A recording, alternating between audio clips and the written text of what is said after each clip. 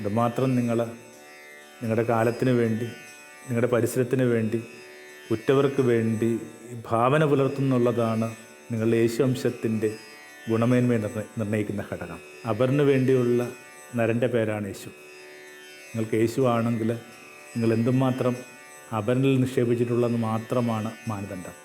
തമോന്മുഖം ജീവിതം പ്രഭാമയം സന്നിധാനം. കുരിയണത്തിലേക്ക് സ്നേഹവന്ദനം. യേശുവിന് വേണ്ടി ഇങ്ങനെ എണ്ണിയാത്തീരാത്ത അപദാനങ്ങളുണ്ട്.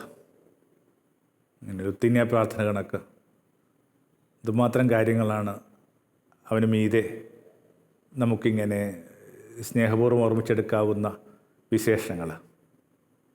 അതിൽ ഏറ്റവും പ്രധാനപ്പെട്ട ഒന്നെന്ന് പറയുന്നത് the man for the other എന്ന് പറഞ്ഞൊരു വിചാരമാണ്.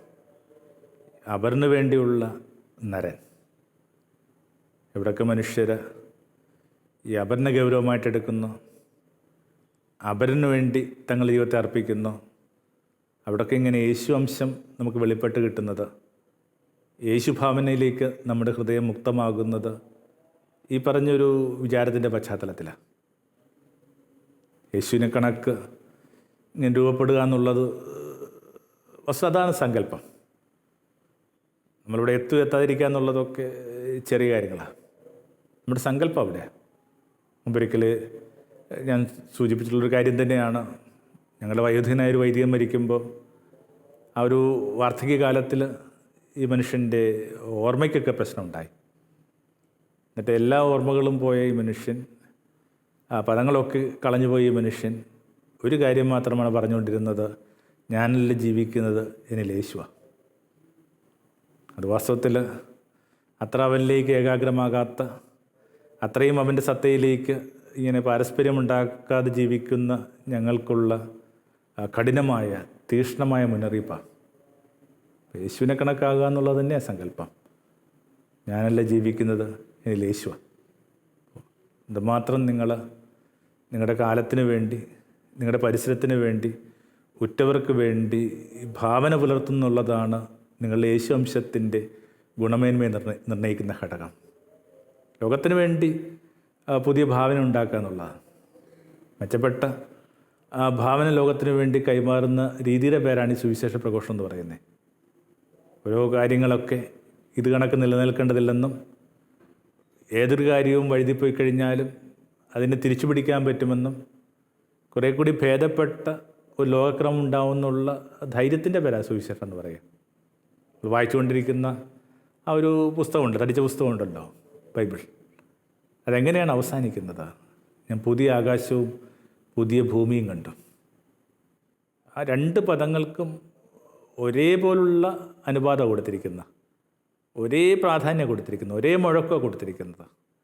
ആകാശം നമുക്കറിയാം, അതിങ്ങനെ ഒരു ട്രാൻസെൻഡൽ എന്ന് വിശേഷിപ്പിക്കാവുന്നതാണ്. ഈ അപാരതയുമായിട്ട് ബന്ധപ്പെട്ട്, അനന്തതയുമായിട്ട് ബന്ധപ്പെട്ട് അഭൗമികമെന്ന് വിശേഷിപ്പിക്കാവുന്ന ഒന്നിൻ്റെ പേരാണ് ആകാശം എന്ന് പറയുന്നത്. ലോകം നമുക്ക് തൊടാവുന്ന, നമ്മൾ ജീവിക്കുന്ന, നമ്മൾ പെട്ടുപോകുന്ന, നമ്മൾ വഴുതിപ്പോകുന്ന, നമ്മൾ വീണ്ടെടുക്കുന്ന ഒരു ഭൗതികക്രമത്തിൻ്റെ പേരാണ് ലോകം എന്ന് പറയുന്നത്. അപ്പോൾ ലോകത്തെ മെച്ചപ്പെടുത്താനായിട്ട് നമ്മൾ എന്ത് നൽകി എന്നുള്ളത് വളരെ പ്രധാനപ്പെട്ട. അതുകൊണ്ടാണ് ക്രിസ്ത്യാനിറ്റിയുമായിട്ട് ബന്ധപ്പെട്ട് മനുഷ്യൻ്റെ സങ്കടങ്ങൾക്കകത്ത് ഗൗരവമായൊരു ശ്രദ്ധ ഉണ്ടായത്. പൗലോസ് തൻ്റെ ഒരു സുവിശേഷ പ്രഘോഷണത്തെയൊക്കെ അസസ് ചെയ്യുന്ന അങ്ങനെയാണ്. ജെറുസലേം കൗൺസിൽ ആരംഭിക്കുമ്പോൾ ലോകമെമ്പാട് ഇങ്ങനെ ചിതറി നടക്കുന്ന മനുഷ്യരൊക്കെ അവിടേക്ക് വരുവാനായിട്ട് മൂപ്പന്മാർ ആവശ്യപ്പെട്ടു.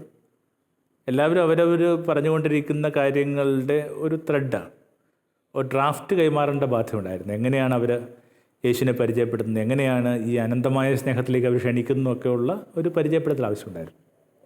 അപ്പോൾ പൗലോസിനെയൊക്കെ സഭയിലെ പ്രധാനപ്പെട്ട മനുഷ്യർ കേട്ടു. എന്നിട്ട് പൗലോസിന് തിരുത്തു കൊടുക്കുന്നുണ്ട്, ഈ ദരിദ്രരെ കുറേ കൂടി ശ്രദ്ധിക്കണമെന്ന് പറയണം. ദരിദ്ര കാര്യത്തിൽ ശ്രദ്ധ എന്ന് പറയുന്നത് ഒരു സുവിശേഷ പ്രഘോഷണത്തിൻ്റെ ഏറ്റവും കാതലായ ഡയമെൻഷനാണ്. നമ്മുടെയൊക്കെ ചെറിയ പ്രായങ്ങളിൽ അത് നന്നായിട്ട് കേട്ടിട്ടുണ്ടായിരുന്നു. പക്ഷേ പുതിയൊരു ഒരു ആത്മീയ എന്ന് വിശേഷിപ്പിക്കാവുന്നൊരു പ്രപഞ്ചം രൂപപ്പെട്ട് കഴിയുമ്പോൾ അത്രയും ആ പദങ്ങൾ കേൾക്കുന്നില്ല. എല്ലാവരും തങ്ങൾക്ക് ലഭിക്കുന്ന ചില വൈകാരികമായ ഭംഗികൾ, വൈകാരികമായ ചില പ്രചോദനങ്ങളൊക്കെ ഇങ്ങനെ ആത്മീയെന്ന് കരുതുന്ന വിധത്തിലേക്ക് കാര്യങ്ങൾ കുറച്ച് വഴുതിപ്പോകുന്നു ഭയപ്പെടുന്ന ഒരാൾ കൂടിയാണ് ഞാൻ. നമ്മുടെ ധ്യാനകേന്ദ്രങ്ങളിലും പള്ളിപ്രസംഗങ്ങളിലും കുടുംബയോഗങ്ങളുടെ ഒത്തുചേരലുകളിലുമൊക്കെ ഈ ദരിദ്രൻ എന്ന് പറയുന്നൊരു വിഷയം കാര്യമായിട്ട് ചർച്ച ചെയ്യപ്പെടുന്നില്ല. ദരിദ്രനിലേക്ക് സദാ തുറന്നു പിടിച്ചൊരു കണ്ണിൻ്റെ പേരായിരുന്നു യേശു. യേശു ദരിദ്രൻ്റെ പേരിട്ടുണ്ട്. എൻ്റെ പേര് ലാസർ എന്നാണ്. ലാസർ എല്ലാ ദരിദ്രരെയും റെപ്രസെൻറ്റ് ചെയ്യുന്ന അല്ലെന്നാണ് എൻ്റെ ഒരു അനുജൻ വ്യത്യസ്തമായിട്ട് വേദപുസ്തകത്തെ വായിക്കാനും മനസ്സിലാക്കാനും പരിശീലിക്കാനും ഒക്കെ ശ്രമിച്ചുകൊണ്ടിരിക്കുന്ന എൻ്റെ അനുജൻ പറഞ്ഞു തന്നത്. എല്ലാ ദരിദ്രരെയും പ്രതീകമൊന്നുമല്ല ലാസർ എന്ന് പറയും. ദരിദ്രരെ ശ്രദ്ധിച്ചില്ല, കാണാതെ പോയി എന്നുള്ളതല്ല വാസ്തവത്തിൽ അയാളുടെ പ്രശ്നം. പിന്നെയോ ഈ പറഞ്ഞ ലാസറിനെ കാണാതെ പോയെന്നുള്ളതല്ല. ലാസർ എന്ന് പറയുമ്പോൾ നിങ്ങൾക്ക് പേരിട്ട് വിളിക്കാൻ പറ്റുന്ന പരുവത്തിൽ നിങ്ങളുടെ ഏറ്റവും അടുത്ത പരിസരങ്ങളുള്ളവരാണ്. അത് നിങ്ങളുടെ ക്ലേശം അനുഭവിക്കുന്നൊരു ബന്ധുവായിരിക്കാം. ഇല്ലെങ്കിൽ നിങ്ങൾക്കിങ്ങനെ ചെറിയ ചെറിയ ജോലികൾ ചെയ്ത് നിങ്ങളുടെ ജീവിതത്തെ സഹായിച്ചും സ്വന്തം ജീവിതത്തെ നിലനിർത്തിയൊക്കെ പോകുന്ന പാവപ്പെട്ട പരിചയമുള്ള മനുഷ്യരായിരിക്കാം. ഈ പരിചയമുള്ള മനുഷ്യരെ കാണാതെ പോയെന്നുള്ള വളരെ പ്രധാനപ്പെട്ട. രാവിലെ വീടിനകത്തുനിന്ന് സഹായിക്കുന്ന സ്ത്രീയുടെ വീട് എങ്ങനെയാണ് മുമ്പോട്ട് പോകുന്നത് നമ്മൾ ചോദിക്കാറില്ല. അവൾക്ക് അവധി കിട്ടുന്നതിനെക്കുറിച്ച്, അവധി കൊടുക്കുന്നതിനെക്കുറിച്ച് നമ്മൾ പലപ്പോഴും നമ്മുടെ ഒരു സങ്കല്പത്തിലേക്ക് വരുന്നില്ല. ഇങ്ങനെ എണ്ണി പറഞ്ഞാൽ തുടങ്ങിക്കഴിഞ്ഞാൽ എല്ലായിടത്തും അവഗണിക്കപ്പെടുന്ന ഏറ്റവും അടുപ്പമുള്ള മനുഷ്യൻ്റെ പേരാണ് ലാസർ. ഈ ലാസറിനോട് നമ്മൾ ചിന്ത ചെയ്തു. കുറേ കൂടി ഈ ദരിദ്രരിലും ചുറ്റുപാടും ക്ലേശങ്ങൾ അനുഭവിക്കുന്ന മനുഷ്യരുമൊക്കെ ഇൻവെസ്റ്റ് ചെയ്യുക എന്നുള്ളത് ഈ ക്രിസ്തീയ പാരമ്പര്യത്തിൻ്റെ ഏറ്റവും ആദ്യഘട്ടം തൊട്ടുള്ളൊരു സംഭവമാണ്. നമ്മൾ ആ ഒരു കഥയൊക്കെ കേട്ടിട്ടില്ലേ? എന്നെ പള്ളിക്ക് കണക്കില്ലാത്ത സ്വത്തുണ്ടെന്നൊക്കെ ഉള്ള ഒരു ധാരണ ഉണ്ടായിട്ട് പള്ളി ലൂട്ട് ചെയ്യാൻ വേണ്ടി ഭടന്മാർ ഈ പള്ളി വളയുക. എന്നിട്ട് പറഞ്ഞു, അകത്തുള്ള നിങ്ങളുടെ കണക്കറ്റുള്ള ഈ അളവില്ലാത്ത സമ്പത്തൊക്കെ ഞങ്ങൾക്ക് തരണം. അങ്ങനെയാണെങ്കിൽ കാര്യമായി ബുദ്ധിമുട്ടില്ലാതെ ഞങ്ങൾ വെറുതെ വിടാം. അപ്പോൾ ഈ ഡീക്കൻ ലോറൻസ് പറയുന്ന ആൾ പറഞ്ഞു, ഒരിത്തിരി സമയം വേണ്ടി വരും, ഒന്ന് കാത്തു നിൽക്കണമേ. എന്നിട്ട് അകത്തേക്ക് പോയ ഈ മനുഷ്യൻ കുറേ കഴിയുമ്പോൾ ഈ പള്ളിയുടെ ഈ പറഞ്ഞ വാതിലുകളൊക്കെ ഇങ്ങനെ തുറക്കുകയും ആ വാതിലിലൂടെ ആ ദേശത്തെ ഏറ്റവും ദരിദ്രരായ മനുഷ്യർ ഇങ്ങനെ ഇരമ്പി പുറത്തേക്ക് വരികയും ചെയ്തു. അനാഥരും വൈകല്യങ്ങളുള്ളവരും ജീവിതയോഗ്യമല്ലാത്ത സാഹചര്യങ്ങളിൽ പെട്ടുപോയവരും ഒക്കെ ഇങ്ങനെ ഒരു സംഘയാത്ര കണക്കിങ്ങനെ പുറത്തേക്ക് വരിക. എന്നിട്ട് ഇവരെ ചൂണ്ടിക്കാണിച്ചിട്ട് പറഞ്ഞു, ഇതാണ് ഞങ്ങളുടെ ധനം, ഇതാണ് ഞങ്ങളുടെ ധനം. ദരിദ്രരാണ് തങ്ങളുടെ ധനമെന്ന് പറയത്തക്ക വിധത്തിൽ പ്രകാശമുണ്ടായിരുന്ന ഒരു സമൂഹത്തിൽ നിന്ന് നമ്മളെത്ര വഴുതിപ്പോയി. കുറേ കൂടി ഈ പാർക്കുന്ന ലോകത്തിനകത്തും അതിനകത്തെ ക്ലേശിക്കുന്ന മനുഷ്യരിൽ ഇൻവെസ്റ്റ് ചെയ്യേണ്ട ബാധ്യതയെ നമുക്കൊന്നുകൂടി മനസ്സിനോട് ചേർത്ത് പഠിപ്പിച്ചാൽ നല്ലതായിരിക്കും. കുറേ കൂടി മനുഷ്യരിലേക്ക് ചൊരിയുക. കസൻസാക്കിസൊക്കെ കടന്നു പോകുമ്പോൾ പറഞ്ഞൊരു വിചാരം കണക്കാണ്. ഈ മനുഷ്യന് വളരെ ഗൗരവമായൊരു രോഗം പിടിപെട്ടു. അപ്പോൾ ആ വാർത്ത അറിയുമ്പോൾ അതിനകത്തിങ്ങനെ വിഷമിച്ചിരിക്കാനല്ല ഈ മനുഷ്യൻ തീരുമാനിച്ചത്. അയാളുടെ ഒരു പോയട്രി മരണവുമായി ബന്ധപ്പെട്ട ആ ആകുലതയ്ക്കകത്തും നിലനിർത്താനായിട്ട് ശ്രദ്ധിക്കുന്നുണ്ട്. അയാൾ പറഞ്ഞത് ഇങ്ങനെയാണ്, ഞാൻ തെരുവിലേക്ക് പോയിട്ട് കണ്ടുപിട്ടുന്ന ഓരോ മനുഷ്യരോടും പറയും, നിങ്ങളുടെ സമയത്തിൽ നിന്നൊരു ചെറിയ അംശം എനിക്ക് തരിക. അങ്ങനെ അതെല്ലാം കൂടി ശേഖരിച്ച് ഞാനൊരു 10 വർഷം രൂപപ്പെടുത്തും. എന്നിട്ട് ആ 10 വർഷത്തിനിടയിൽ ഞാൻ ശേഖരിച്ചതും എനിക്കറിയാവുന്നതും ഞാൻ ആർജിച്ചതുമായ എല്ലാ കാര്യങ്ങളും ഞാൻ എഴുത്തിൽ ചൊരിയും. അങ്ങനെ ഒടുവിൽ മരണം എന്നെ തേടി വരുമ്പോൾ മരണത്തിന് കൊടുക്കാനായിട്ട് എടുത്തുകൊണ്ട് പോകാനായിട്ട് എൻ്റെ കൈവശം ഉള്ളത് അല്ലെങ്കിൽ അവിടെ അവശേഷിക്കുക എന്ന് പറയുന്ന കുറച്ച് എല്ലും കഷ്ണങ്ങൾ മാത്രമായിരിക്കും. അതിനകത്ത് മജ്ജ ഉണ്ടാകത്തില്ല. കാരണം അതെല്ലാം ഞാൻ എഴുത്തിൽ ചൊരിഞ്ഞിട്ടുണ്ട്. അപ്പം ഇങ്ങനെ എഴുത്തിൽ മനുഷ്യൻ ചൊരിഞ്ഞെന്ന് പറയുന്ന കവിത കണക്ക് വളരെ പ്രധാനപ്പെട്ടൊരു വിചാരമാണ് ഈ പാർക്കുന്ന കാലത്തിലും ലോകത്തിലും ചൊരിയുക എന്ന് പറയുക. അതിനകത്ത് അതിനെ മെച്ചപ്പെടുത്താനായിട്ട് നമ്മൾ എന്ത് ചെയ്തിട്ടുണ്ട്? അടുത്ത കാലത്തെ ഏറ്റവും സ്പിരിച്വൽ എന്ന് വിശേഷിപ്പിക്കാവുന്ന ഒരു കാഴ്ച നമ്മുടെ ഒരു ജനകീയനായൊരു മുഖ്യമന്ത്രിയുടെ അന്ത്യയാത്രയാണ്. മനുഷ്യൻ നന്നായിട്ട് അലഞ്ഞിട്ടുള്ളതിനെക്കുറിച്ച് ആർക്കും തർക്കമില്ല. മണിക്കൂറുകൾ മനുഷ്യ കേട്ടിരുന്നു, അനുഭവത്തോടെ മനുഷ്യ കേട്ടിരുന്നു. ആർക്കും നേരിട്ട് അടുക്കിലേക്ക് എത്താൻ പറ്റുന്ന വിധത്തിലൊരു സ്വീകാര്യത ഉണ്ടാക്കിയെടുത്തു. പിന്നീട് അദ്ദേഹത്തിന് വയ്യായ്മയുണ്ടായി. ഈ വയ്യായ്മയുള്ള ഈ മനുഷ്യൻ്റെ ചിത്രം പത്രത്തിലൊക്കെ വരുമ്പോൾ, ചില വീഡിയോ ചിത്രങ്ങളൊക്കെ കാണുമ്പോൾ ഞാൻ എപ്പോഴും ആലോചിക്കാറുള്ള ഒറ്റ കാര്യമാണ്, കസൻസാക്കിസ് എഴുത്തിലെങ്ങനെയാണോ ചൊരിഞ്ഞത് അത് കണക്ക് ഈ പറഞ്ഞ വ്യക്തി മനുഷ്യരിൽ ചൊരിഞ്ഞുകൊണ്ടേയിരിക്കുകയായിരുന്നു. മനുഷ്യരിൽ ഇൻവെസ്റ്റ് ചെയ്തുകൊണ്ടിരിക്കുകയായിരുന്നു. അതിൻ്റെ ഏറ്റവും ഭംഗിയുള്ള സാക്ഷ്യമാണ് എവിടെ നിന്നൊക്കെയോ വരുന്ന മനുഷ്യർ ഇങ്ങനെ നിലവിളികളോടുകൂടി ഈ പാതയോരത്ത് ഈ മനുഷ്യൻ്റെ അന്ത്യയാത്ര കാണാൻ വേണ്ടി കാത്തു നിന്നതാണ്. അടുത്ത കാലത്ത് ഇതിന് തുല്യമായ ഒരു കാഴ്ച നമ്മൾ കണ്ടിട്ടില്ല. ഒരുപക്ഷെ ഈ മുഴുവൻ മലയാളി ഭാവനയും വിമലീകരിക്കുന്ന വിധത്തിൽ ശക്തമായിരുന്നു ഈ മനുഷ്യൻ്റെ അന്ത്യയാത്ര. മനുഷ്യരിൽ ഇൻവെസ്റ്റ് ചെയ്യുക. നിങ്ങൾ എവിടെയെങ്കിലുമൊക്കെ ഇൻവെസ്റ്റ് ചെയ്താൽ മതി. നിങ്ങൾക്ക് തീരെ പറ്റാത്തൊരു കാലത്ത് നിങ്ങൾക്ക് തീരെ അപരിചിതമായ ഇടങ്ങളിൽ നിന്ന് നിങ്ങൾക്കതിങ്ങനെ സ്വൈപ്പ് എടുക്കാൻ പറ്റും. അങ്ങനെയല്ലേ ഈ പണമൊക്കെ എടുക്കുന്ന അങ്ങനെയാണെന്ന് ഒരു ധാരണയില്ലേ? നിങ്ങൾ ഇൻവെസ്റ്റ് ചെയ്യുന്നു, പറ്റുന്നൊരു കാലത്ത് ഒരു സ്വൈപ്പ് ചെയ്യുന്നു. തീരെ അപരിചിതരായ മനുഷ്യർ തീരെ പ്രതീക്ഷിക്കാത്ത കാലത്ത് നിങ്ങളെ തേടി വരുന്ന സ്നേഹം ഇന്ന് നിങ്ങൾ ഇൻവെസ്റ്റ് ചെയ്യുന്ന മനുഷ്യരുടെ ശ്രദ്ധ തന്നെയാണെന്ന് ഓർത്താൽ നല്ലതാണ്. ഭേദപ്പെട്ട ഒരു ലോകം സൃഷ്ടിക്കപ്പെടണം. ബഷീറൊക്കെ 2 പ്രാവശ്യമെങ്കിലും ജയിലിലായിട്ടുണ്ടെന്നാണ് ഞാൻ മനസ്സിലാക്കുന്നത്.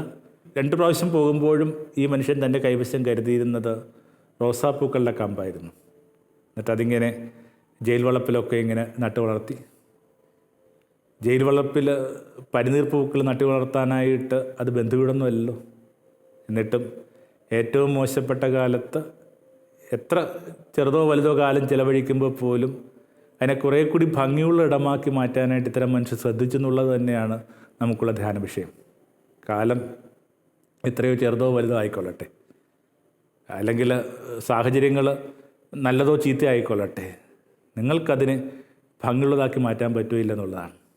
ഒരാശ്രമത്തിൻ്റെ മുറിയിൽ എഴുതി വച്ചിരിക്കുന്ന ഇങ്ങനെയാണ്, സന്ദർശകർക്ക് വേണ്ടി എഴുതി വച്ചിരിക്കുന്നതാണ്, നിങ്ങൾക്ക് കിട്ടിയതിനേക്കാൾ ഭംഗിയുള്ളൊരു മുറി അവശേഷിപ്പിച്ചിട്ട് പോകണം. ജീവിതത്തിന് ഒരു പർപ്പസ് ഉണ്ടെന്നൊക്കെയല്ലേ നമ്മൾ വിചാരിക്കുന്നത്. എങ്ങനെയാണ് ഈ പർപ്പസിനെ നമ്മൾ തിരിച്ചറിയുന്നത്? നിങ്ങൾ കടന്നു പോയി കഴിയുമ്പോൾ നിങ്ങൾ പാർത്ത ഇടങ്ങളും നിങ്ങൾ ചേർത്ത് പിടിച്ച മനുഷ്യരും നിങ്ങൾക്ക് കിട്ടിയതിനേക്കാൾ ഭംഗിയുള്ള ഇടങ്ങളുമൊക്കെ ആയിട്ട് രൂപപ്പെട്ടിട്ടുണ്ടോ? അങ്ങനെയെങ്കിൽ സന്തോഷമായിട്ട് കണ്ണു നിറഞ്ഞ് ഈ വേദപുസ്തകത്തിൻ്റെ ഭാഷയിൽ സമാധാനത്തിൽ നിങ്ങൾക്ക് മടങ്ങിപ്പോകാനാവും. ഇല്ലെങ്കിലോ കുറേ കൂടി മനുഷ്യരിലേക്കും ദരിദ്രരിലേക്കുമൊക്കെ ഇൻവെസ്റ്റ് ചെയ്താൽ നല്ലതായിരിക്കും. ഒരു പുതിയ ഭാവന ലോകത്തിന് വേണ്ടി നെയ്തേ പറ്റും. ആ പുതിയ ഭാവന രൂപപ്പെടുത്തുന്ന മനുഷ്യർക്ക് നിശ്ചയമായിട്ടും മനുഷ്യരിലേക്ക് നിക്ഷേപിച്ചേ പറ്റും. പുതിയ ആ ഭാവനയുടെ ഭംഗിയുള്ള വായനകൾ എല്ലായിടത്തും നടപ്പുണ്ട്. മഹാരാഷ്ട്രയിൽ കൊലാപ്പൂർ എന്ന് പറയുന്നൊരു സ്ഥലത്തിൽ ഒരു സ്ട്രീറ്റ്, ആ സ്ട്രീറ്റിൽ ഈ പൂക്കൾ വിൽക്കുന്നൊരു സ്ട്രീറ്റാണ്. രാത്രി കടയടക്കുമ്പോൾ ഈ മനുഷ്യർ ചെയ്തുകൊണ്ടിരിക്കുന്നൊരു കാര്യം 2 ഹാരമെടുത്തിട്ട് 2 മാല എടുത്തിട്ട് ഇങ്ങനെ ഈ പുറത്ത് തൂക്കിയിടും. മരണാവശ്യമൊക്കെ വരും. ഉറ്റവരുടെ ശരീരത്തിൽ പൂക്കളർപ്പിക്കാനായിട്ട് ശ്രദ്ധിക്കുന്ന വൈകിയെത്തുന്ന മനുഷ്യർക്ക് ബുദ്ധിമുട്ടുണ്ടാകാതിരിക്കാൻ വേണ്ടി അവർ ആ പൂമാല പുറത്തിട്ടിരിക്കുക. ഇത്തരം മനുഷ്യരെല്ലായിടത്തും ഉണ്ട്. ലോകത്തിന് വേണ്ടി ഭംഗിയുള്ള സ്വപ്നങ്ങൾ നെയ്യുന്ന പുതിയ ഭാവന കൊണ്ട് ലോകത്തെ മുമ്പോട്ട് കൊണ്ടുപോകാൻ പറ്റുമെന്ന് വിശ്വസിക്കുന്ന ആ മനുഷ്യരുടെ കാലത്തിൽ നമ്മൾ മാത്രം എന്തുകൊണ്ടാണ് മാറി നിൽക്കുന്നത്? മാൻ ഫോർ ദി അതർ. ഈ മാൻ ഫോർ ദി അതർ എന്ന് പറയുമ്പോൾ പലപ്പോഴും ഈ നൽകുന്നതിനെക്കുറിച്ചൊക്കെ പറയുമ്പോൾ എപ്പോഴും മനുഷ്യൻ്റെ കുഞ്ഞു പ്രശ്നം അവർ ഈ പണം കൊടുക്കുക എന്നതിന് ഒറ്റ കാര്യത്തിനകത്ത് മാത്രം ഇങ്ങനെ തട്ടിത്തടഞ്ഞ് നിൽക്കുക. അതിന് പറ്റുന്ന മനുഷ്യർ പണം കൊടുക്കുന്നു, അതിന് പറ്റാത്തവർ പണം കൊടുക്കാൻ പറ്റുന്നവർക്ക് ക്ലേശിക്കുന്നു. പക്ഷെ ഒരു കാര്യം നിങ്ങൾ ഓർത്താൻ നല്ലതാണ്, നിങ്ങൾക്ക് നിങ്ങളുടെ പരിസരത്തിന് നൽകാവുന്ന ഒരു 10-12 കാര്യങ്ങളുടെ ഒരു പട്ടിക എടുക്കുകയാണെങ്കിൽ അതിൽ ഏറ്റവും അവസാനത്തെ മാത്രമാണ് പണം. എന്തുകൊണ്ട് നിങ്ങൾക്ക് കേട്ടുകൂടാ? അടുത്ത ദിവസങ്ങളിൽ ധ്യാനത്തിന് വന്നൊരു മനുഷ്യൻ വെറുതെ ഞങ്ങളിങ്ങനെ കുശലം പറഞ്ഞുകൊണ്ടിരിക്കുക. പെട്ടെന്ന് വീടിനെക്കുറിച്ച് ചോദിക്കുമ്പോഴേക്കും തൻ്റെ പ്രായവും പ്രത്യേക പ്രൊഫൈലും ഒക്കെ മറന്നിട്ട് ഈ മനുഷ്യൻ വാവിട്ട് കയറി. അദ്ദേഹത്തിൻ്റെ ഭാര്യ 2 മാസം മുമ്പ് ഇങ്ങനെ അർബുദം പിടിപെട്ട് മരിച്ചു. അയാൾ പറഞ്ഞതിങ്ങനെയാണ്, ഒരാളും എനിക്ക് എന്ത് പറ്റിയെന്ന് പോലും ചോദിക്കുന്നില്ല. ഞാൻ എങ്ങനെയാണ് എൻ്റെ വീട്ടിനകത്ത് ഒറ്റപ്പെട്ട് കഴിയുമെന്ന് ചോദിച്ചിട്ടില്ല. ഞാൻ എന്തെങ്കിലുമൊക്കെ പറഞ്ഞു തുടങ്ങുമ്പോഴേക്കും എത്ര പെട്ടെന്നാണ് അവരുടെ ആ വിരസത കൈമാറുന്നത്. കേൾക്കുക എന്നുള്ളത് പോലും ഇപ്പം ചെറിയ കാര്യമല്ല. കണ്ട വിചാരങ്ങളെ ഒന്ന് ഏറ്റവും ചുരുക്കത്തിൽ ഇങ്ങനെ പറയാം, അപരന് വേണ്ടിയുള്ള നരൻ്റെ പേരാണ് യേശു. നിങ്ങൾക്ക് യേശു ആണെങ്കിൽ നിങ്ങൾ എന്തുമാത്രം അപരനിൽ നിക്ഷേപിച്ചിട്ടുള്ളതെന്ന് മാത്രമാണ് മാനദണ്ഡം. അതിന് ദൈവം നമ്മളെ സഹായിക്കട്ടെ. തമോന്മുഖം ജീവിതം പ്രഭാമയം സന്നിധാനം.